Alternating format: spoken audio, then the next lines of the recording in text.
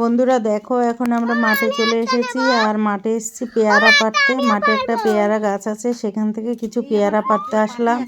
আর আমার একটা পাখি আছে, সে পেয়ারা খেতে খুব ভালোবাসে, সেই জন্য এখান থেকে পেয়ারা পেড়ে নিচ্ছি। যেই পেয়ারার ভেতরে বীজগুলো একটু শক্ত হয়েছে, সেইগুলো খেতে কিন্তু খুব ভালোবাসে। তো চলো তোমরা দেখতে থাকো, আমরা পেয়ারা পারি। পেয়ারা তুলছি, এই যে পেয়ারা তুললাম। আমার পেছনে ক্যামেরাম্যান আছে।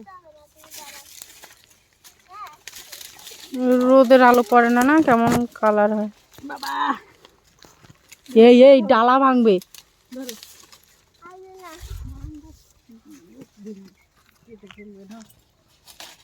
গাছ কেটে ফেলবে।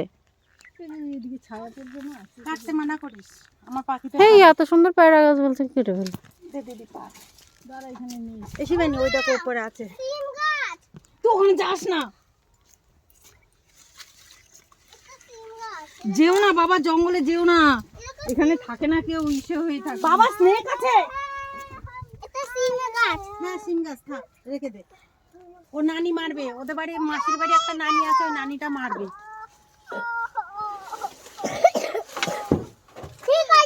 পড়েছে।